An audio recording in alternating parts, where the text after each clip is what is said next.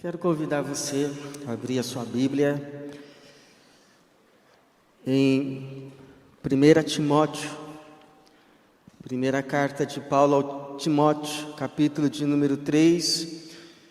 Nós vamos ler a partir do verso de número 8, 1 Timóteo, porque é uma carta, não um livro, então nós não falamos 1 Timóteo, mas 1 Timóteo, primeira carta de Paulo a Timóteo. 1 Timóteo, capítulo de número 3, nós vamos ler a partir do verso de número 8. 1 Timóteo 3, a partir do verso 8. Os diáconos, da mesma forma, devem ser respeitáveis, de uma só palavra, não dados a muito vinho, nem dominados pela ganância. Devem permanecer no ministério da fé com consciência pura. Devem também, primeiramente, passar por experiência. Depois, se considerados irrepreensíveis, exerçam o diaconato. As mulheres, do mesmo modo, devem ser respeitáveis, não caluniadoras, moderadas e fiéis em tudo. Os diáconos devem ser maridos de uma só mulher e governar bem os filhos e a própria casa, pois os que servirem bem como diáconos irão adquirir lugar de honra e muita confiança na fé que há em Cristo Jesus.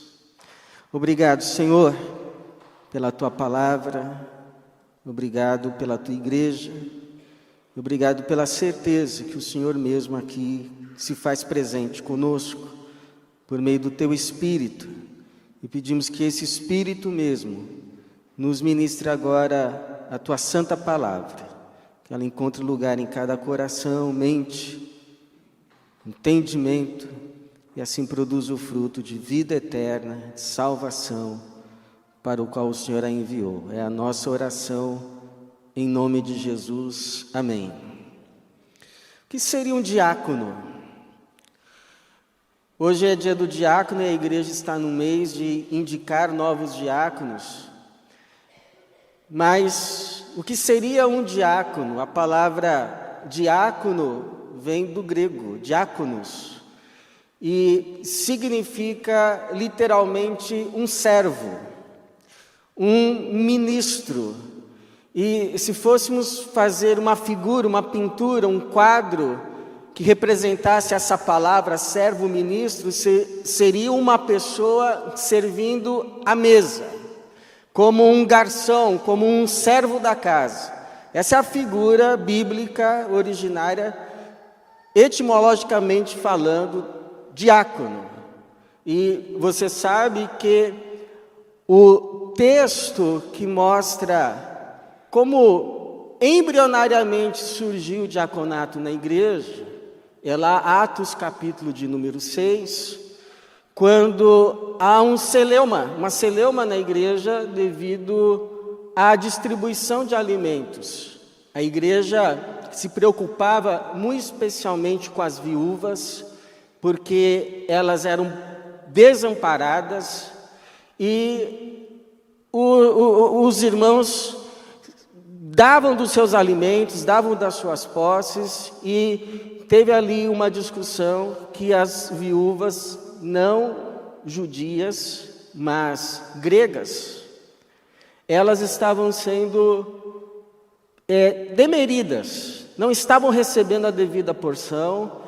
Então os apóstolos se reuniram e disseram assim à igreja: não nos cabe deixar a pregação, não nos cabe deixar a oração para servirmos as mesas. Então elejam aí homens que sejam de boa reputação, que sejam de confiança, que sejam cheios do Espírito Santo para servirem nesse ministério. E então a igreja elege ali 7 homens que não foram chamados de diáconos. Eles não tinham o título de diáconos, foram levantados simplesmente para servirem as mesas. Foi Estevão, Filipe, Prócoro, Nicanor, Timão, Pármenas e Nicolau. Então, irmãos, diácono, de forma geral, é toda e qualquer pessoa que serve oficialmente a igreja. Uma pessoa que serve a igreja e faz isso de forma oficial, é reconhecida, por exemplo, uma professora do Ministério Infantil, uma pessoa que trabalha na recepção. De forma geral, essa pessoa tem uma função diaconal, uma função de serviço. Ela é uma diaconisa, um diácono, de forma geral da palavra em si. Mas, logo no começo da história da igreja, essa função do diácono ficou muito relacionada com a do episcopos, a do bispo, a do superintendente da igreja, a do pastor. E então a palavra diácono se tornou um título daqueles que, das muitas funções que se assumiam na igreja, assumiram a função de serem os auxiliares principais do pastor. Então, a partir daí, a palavra diácono passou a designar especificamente estes irmãos, estas irmãs, que têm como função auxiliar o pastor ou os pastores no cuidado espiritual da casa de Deus. Por isso que na Igreja Batista, 2 são reconhecidos como diáconos, ou melhor, como oficiais da igreja: os pastores e os diáconos. Mas a pergunta que eu quero responder hoje com os irmãos: o que nós precisamos saber sobre diáconos, a fim de que nós, como igreja, e os próprios diáconos, estes que assumem essa função específica de auxiliar o pastor no cuidado da igreja, o que nós precisamos saber a fim de que esse ministério cumpra o seu papel na nossa casa? Então, a primeira verdade: a eleição é para o serviço. Eleição não é para o privilégio. Eleição não é para o status. Eleição, na perspectiva cristã, é para o serviço. E é por isso que se espera, e na perspectiva cristã, o serviço é o privilégio. Por isso que se espera que estes que assumem a função de servir não apenas sirvam, mas sirvam bem. O versículo de número 13 diz assim: pois os que servirem bem. É possível servir, e é possível servir bem. Como é que esses que assumem a função do serviço vão servir bem?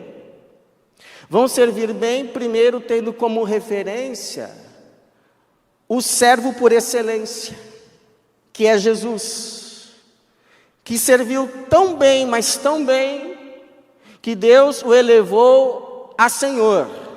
Ele que disse: eu não vim para ser servido, mas para servir. Ele é a referência, ele é o modelo de servo, de serviço. Vão servir bem ouvindo as instruções desse servo por excelência. Olha só o que o Senhor Jesus disse a respeito de servir: assim também vós, quando fizerdes tudo o que vos for ordenado, dizei: somos servos inúteis, fizemos somente o que devíamos fazer. Então, o servo que serve bem não é aquele apenas que tem uma lista de tarefas, aí ele vai ticando, pronto, terminei, acabou meu horário. é o servo que vai além. Eu me lembro uma vez, nós estávamos terminando um culto e no mesmo lugar ia ter uma refeição comunitária, uma confraternização. E aí nós começamos a mover as cadeiras, colocar as mesas. E nisso apareceu um menininho de uns 3, 4 anos, 5 talvez no máximo, e ele começou a ajudar com uma vontade, mas pegava a cadeira, colocava ali no lugar, colocava a outra, pegava a toalha para ajudar a colocar em cima da mesa, com uma vontade assim de ajudar, de servir. E eu olhei para ele assim, eu falei, esse é diácono. Isso é um diácono. Porque não é só o fazer, é o espírito com que se faz, é o espírito de servir, é o espírito de diácono. Porque no que o diácono serve? No que precisar. No que o servo socorre a igreja? No que a igreja precisar. Está aqui, olha, nem é meu dom, mas se precisa, eu vou servir, eu vou ajudar, eu vou colocar uma mesa no lugar, eu vou varrer aqui esse salão, eu vou lavar uma louça. O que precisa fazer? Eu vou fazer. Esse é o servo, a semelhança de Jesus, o servo dos servos. Então não é eleição para status. O maior status na igreja de Jesus é o de servo. Não é isso que Jesus disse?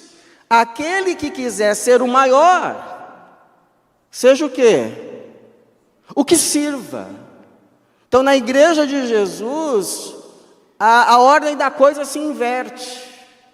Quem é o que mais se parece com Jesus? O que está mais disposto a servir. Por isso que quando eu vejo assim uma pessoa servindo, mas servindo nos serviços mais simples, e sabendo que ela não tinha a responsabilidade de servir naquele serviço tão simples, eu geralmente chego para essa pessoa e digo assim, você está parecendo Jesus, porque parece mesmo. Quando uma pessoa desce para servir, ela fica parecidíssima com Jesus. Mas uma pessoa que fica se acotovelando, que fica competindo, querendo pegar, puxar, essa pessoa não está parecida com Jesus. Quem um dia quis subir para galgar postos, você sabe quem foi. E não foi Jesus. Jesus, que tinha a posição mais alta, desceu. E desceu dizendo, eu desci das alturas. Eu estava à direita do Pai, e eu desci. Mas fiquem calmos, eu não vim aqui para dominar vocês. Eu não vim aqui para ser servido, para exigir que me sirvam.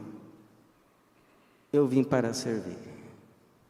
Então você pode ter certeza, irmão, quando você vê uma necessidade e você fala assim, não, mas isso não é coisa para mim.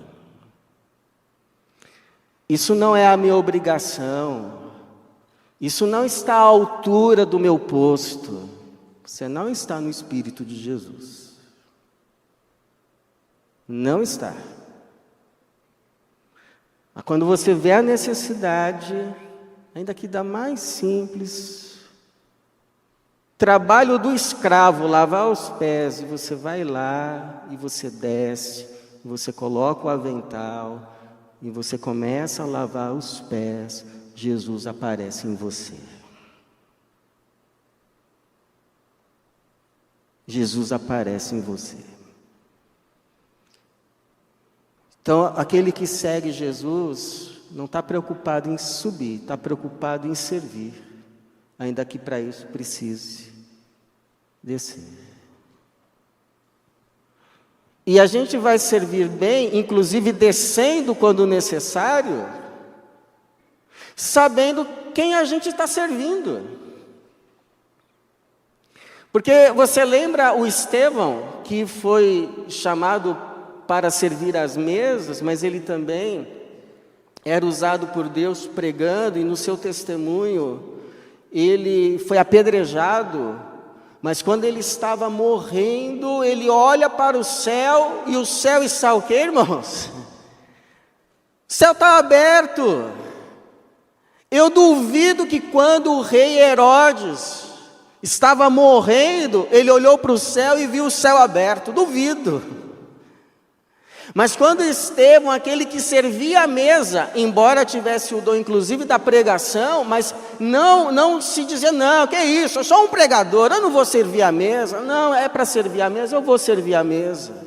Quando este estava morrendo como mártir, o primeiro mártir da fé cristã, estava sendo assassinado, apedrejado, o texto, o relato, o testemunho é que ele olha para o céu, e o céu não apenas está aberto, mas o próprio Senhor Jesus nem mandou um anjo não para receber. Jesus foi pessoalmente receber, se colocou de pé.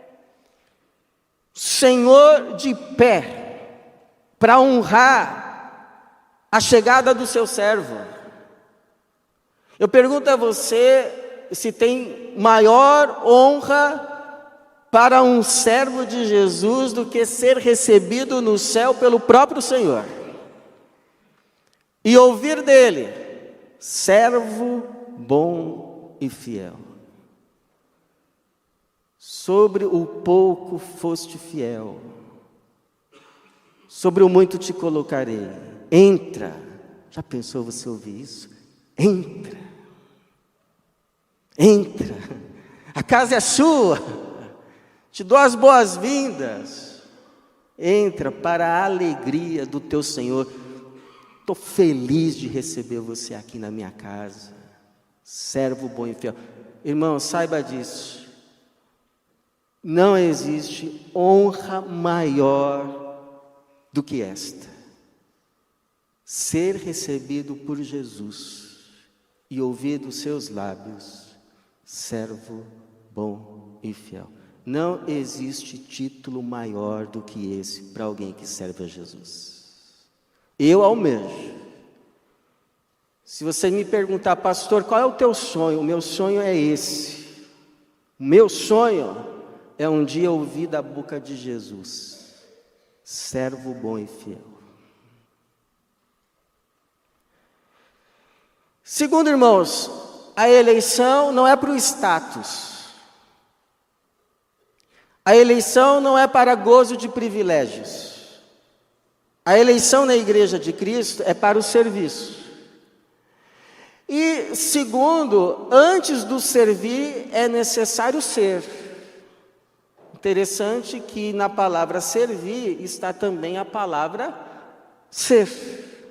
Antes de servir é necessário ser. E é por isso que existem alguns requisitos de ser para aqueles que vão servir. Por exemplo, o verso de número 8, os diáconos da mesma forma devem ser respeitáveis, veja, devem ser respeitáveis, de uma só palavra, não dados a muito vinho, nem dominados pela ganância. Verso 10, devem também primeiramente passar por experiência, depois se considerados irrepreensíveis, então exerçam o diaconato. Agora, esse ser irrepreensível não significa ser uma pessoa perfeita. Não significa, irrepreensível não significa uma pessoa que não erra, mas significa uma pessoa que mesmo quando erra, faz o que é certo. O que é certo se fazer quando se erra? O que é certo fazer quando se erra? Dizer, foi a mulher que me deste? Dizer, foi a serpente que me enganou. Dizer, mas também, o Senhor permite que eu fique nessa área aqui de... O que é certo fazer quando se erra? Reconhecer o erro, confessar o erro e abandonar o erro. Porque aquele que confessa e abandona, encontra misericórdia. Então, a igreja deve respeitar sim os diáconos, porque ninguém toma essa honra para si mesmo. E os diáconos devem entender que não foram colocados acima da igreja, mas à frente, para servir. Não são servos sobre os servos, mas servos com os servos, co-servos. Como disse o anjo a João, sou conservo teu e de teus irmãos, adora a Deus. Adora a Deus.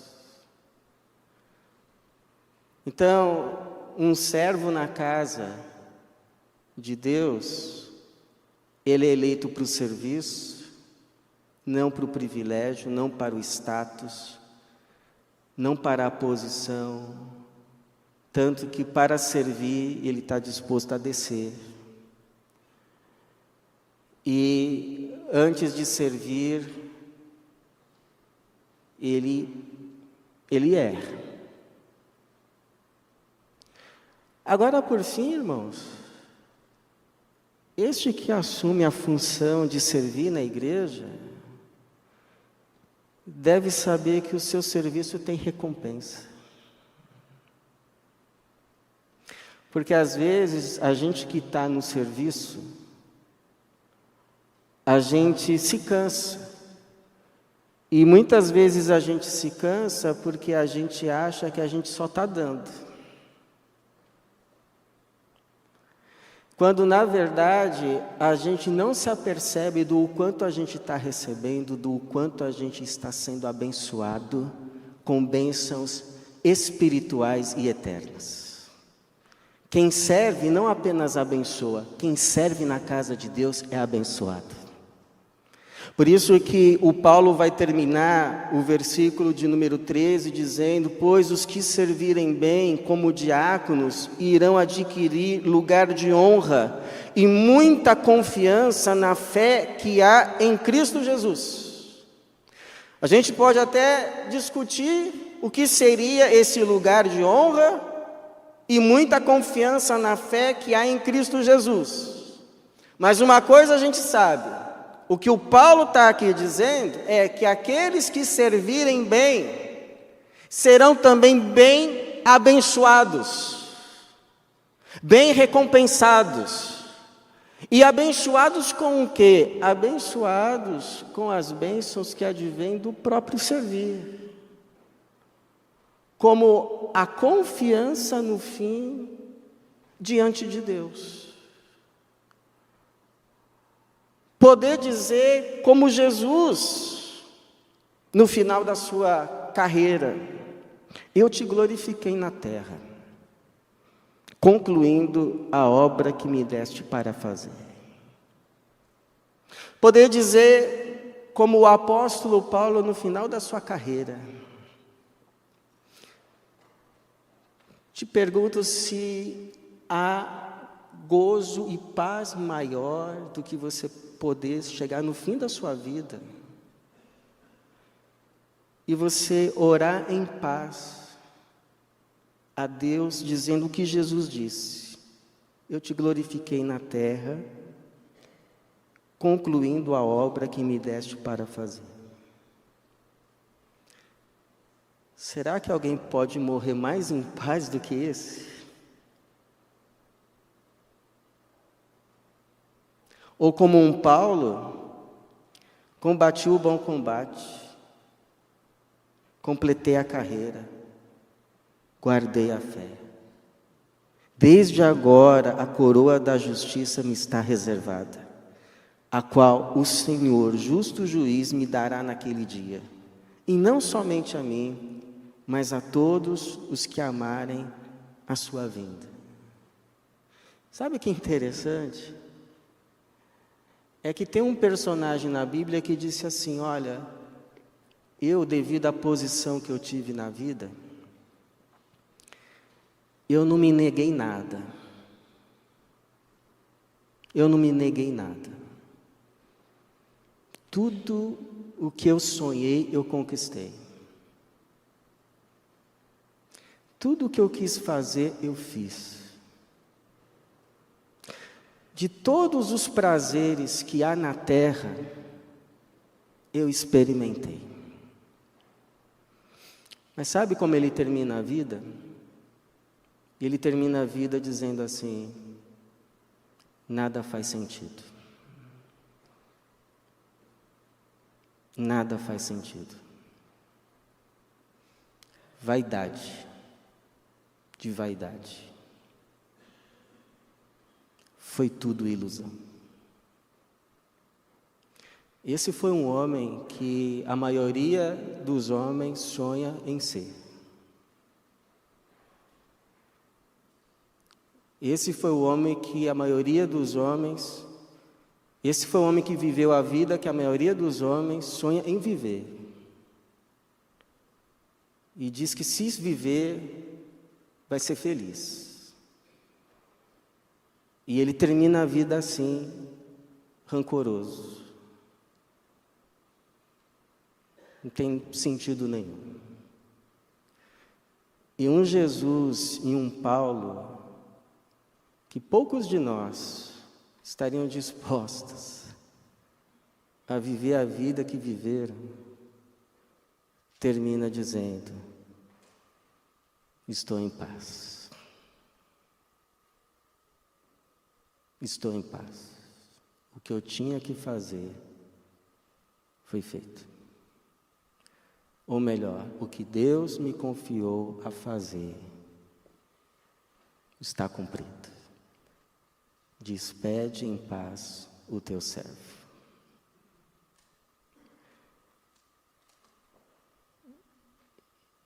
E uma outra bênção, além de ter paz no fim, porque a paz vem no fim, viu? Mas vem. Vem no fim, mas vem. Vem na hora que mais importa. A outra bênção é a influência naqueles que nos observam e a gente não se dá conta de o quanto nos observam. Às vezes os que estão mais próximos. Porque você sabe que os Begbys, aquele casal que veio ao Brasil para servirem como missionários, eles perderam 2 filhos. E o mais novo que eles perderam logo quando ele era recém-nascido, pegou uma doença, apesar dos tratamentos, a febre o levou. E o testemunho que a senhora Begby dá é que no dia do enterro, logo após o enterro, ela foi para a sua sala, na sua casa, se sentou na cadeira, e nisso chegou um outro dos seus filhos, um menino de uns 10 anos, e se achegou assim ao lado dela e falou no seu ouvido: mamãe, eu amo Jesus.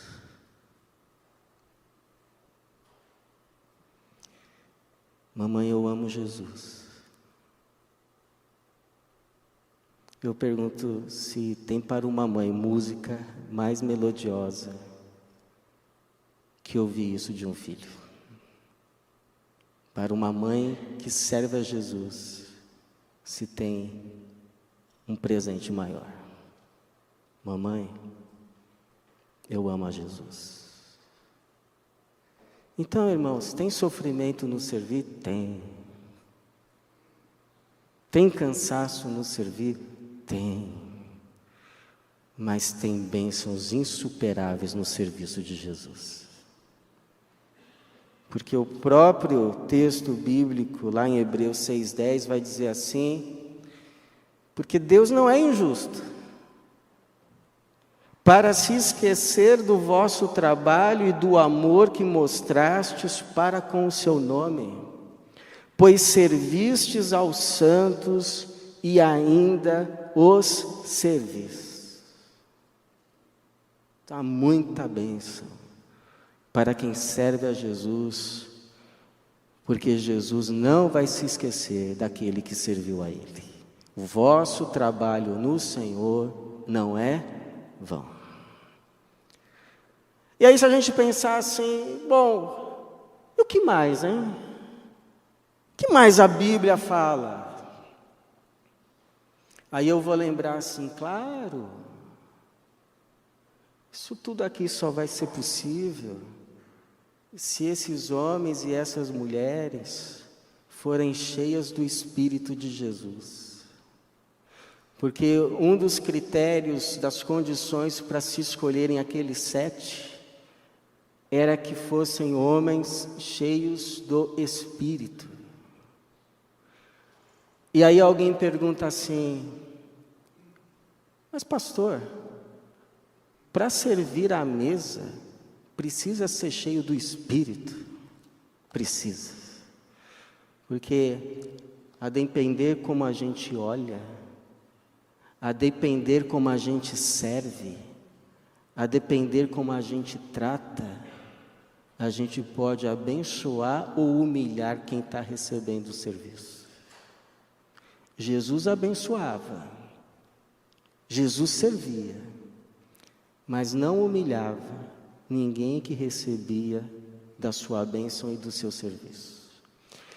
Por isso, irmãos, a minha oração é que estes homens e estas mulheres que têm servido como diáconos da nossa igreja, os que virão a servir, e todos os diáconos que não têm o título, mas servem ao Senhor nessa casa, sirvam cheios do Espírito de Jesus.